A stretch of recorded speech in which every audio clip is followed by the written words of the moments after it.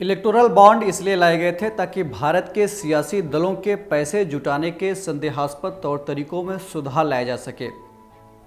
लेकिन जब से ये लाया गया है तब से लेकर लगातार यह विवादों में रहा है। इस चुनावी बॉन्ड को लोकतंत्र से खिलवाड़ करने वाला बताकर इसे भारत के सर्वोच्च न्यायालय में चुनौती दी गई है। लगभग 2 साल बाद अब सुप्रीम कोर्ट शक के घेरे में आ चुके इस इलेक्टोरल बॉन्ड्स पर दोबारा सुनवाई शुरू करने वाला है। इस पूरे मामले को हम विस्तार से समझेंगे, लेकिन इसके पहले आपको ये बता देते हैं कि हम इस वीडियो में क्या क्या डिस्कस करने वाले हैं।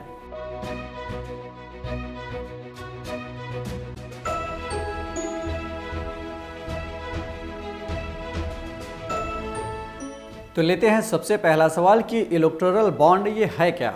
केंद्र सरकार ने चुनावी फंडिंग को साफ सुथरा बनाने के लिए 2 जनवरी 2018 को चुनावी बॉन्ड स्कीम का ऐलान किया था।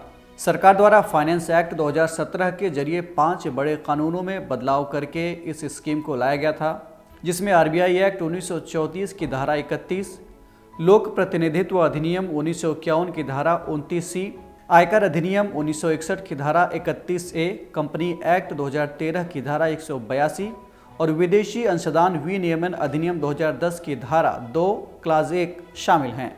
अगला सवाल कि इस इलेक्टोरल बॉन्ड को लाने की जरूरत क्यों पड़ी। जनप्रतिनिधित्व कानून 1951 की धारा 29B में चुनावी फंडिंग के तरीकों का जिक्र किया गया है, जिसमें यह कहा गया है कि किसी भी व्यक्ति या गैर सरकारी कंपनी द्वारा राजनीतिक दलों को चंदा दिया जा सकता है। लेकिन 1968 में कॉरपोरेट फंडिंग पर कोर्ट द्वारा प्रतिबंध लगा दिया गया। बाद में 1985 में कंपनी अधिनियम में संशोधन करके संसद ने कॉरपोरेट फंडिंग को फिर से बहाल कर दिया, लेकिन चुनावी फंडिंग में फिर भी समस्या बनी रही।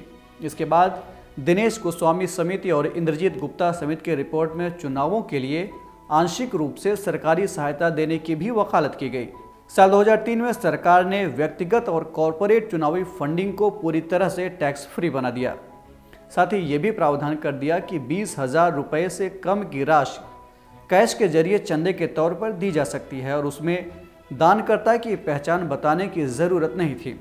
इस कारण चुनावी फंडिंग की प्रक्रिया और भी विवादित हो गई। लेकिन बाद में साल 2017 में केंद्र सरकार ने चुनाव आयोग की सिफारिश पर कैश के रूप में चंदे की सीमा 20,000 से घटाकर 2,000 रुपये कर दी और अब चुनावी फंडिंग को और पारदर्शी बनाने के लिए चुनावी बॉन्ड के कॉन्सेप्ट को अमल में लाया जा रहा है।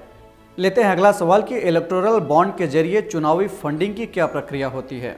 ये बॉन्ड तयशुदा समय के लिए जारी किए जाते हैं और इन पर ब्याज नहीं मिलता। ये बॉन्ड 1,000 रुपये से लेकर 1 करोड़ रुपए तक की तय रकम की शक्ल में जारी किए जा सकते हैं। इन्हें साल में एक बार तय समय सीमा के भीतर कुछ खास सरकारी बैंकों से खरीदा जा सकता है।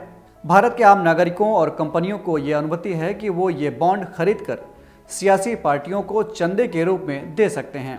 दानकर्ता किस दल को ये चुनावी बॉन्ड देगा, इसकी जानकारी भी गुप्त रखी जाती है।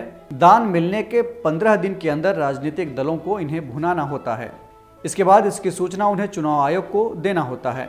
इलेक्टोरल बॉन्ड के जरिए केवल वही सियासी दल चंदा प्राप्त कर सकते हैं जो रजिस्टर्ड हैं और जिन्होंने पिछले संसदीय या विधानसभाओं के चुनाव में कम से कम 1% वोट हासिल किया हो। यहाँ एक महत्वपूर्ण सवाल उठता है कि इस इलेक्टोरल बॉन्ड्स के साथ अभी मौजूदा वक्त में फिर क्या प्रॉब्लम आ गई है। ऐसा कहा जा रहा है कि इन चुनावी बॉन्ड्स में पारदर्शिता के सभी दावे खोखले ही हैं। गौरतलब है कि एसोसिएशन फॉर डेमोक्रेटिक रिफॉर्म्स ने सुप्रीम कोर्ट में चुनावी बॉन्ड की पारदर्शिता को लेकर एक याचिका दायर की थी। याचिका में कहा गया था कि या तो चुनावी बॉन्ड पर रोक लगाई जाए या चुनावी प्रक्रिया में पारदर्शिता सुनिश्चित करने के लिए दानदाता का नाम सार्वजनिक किया जाए। इस बात की आशंका जताई जा रही है कि भले ही जनता इस बात से अनजान हो कि किस कंपनी ने किस दल को चंदा दिया है, लेकिन राजनीतिक दल अंदरूनी तौर पर इनके नामों से वाकिफ होते हैं।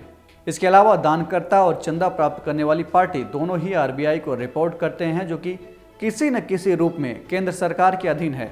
जाहिर है कि सत्तारूढ़ पार्टी के लिए यह पता लगाना आसान होगा कि किन कंपनियों ने विपक्षी दलों को चंदा दिया है और फिर ये कंपनियां बदले की भावना का शिकार हो सकती हैं।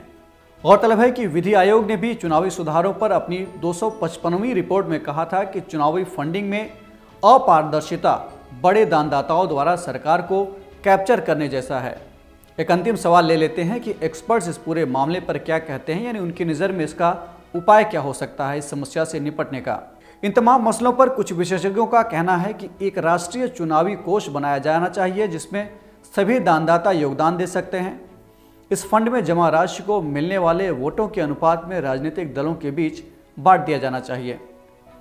इससे न केवल दानदाताओं की पहचान सुरक्षित होगी बल्कि राजनीतिक चंदे से काला धन भी खत्म होगा।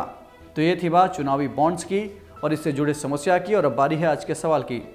आपको कमेंट करके बताना है कि चुनावी फंडिंग में पारदर्शिता लाने के लिए आपकी नज़र में बेहतर उपाय क्या हो सकते हैं। इस एपिसोड में इतना ही। हम फिर मिलेंगे एक नए कार्यक्रम के साथ। तब तक के लिए पढ़ते रहिए और बढ़ते रहिए। नमस्कार।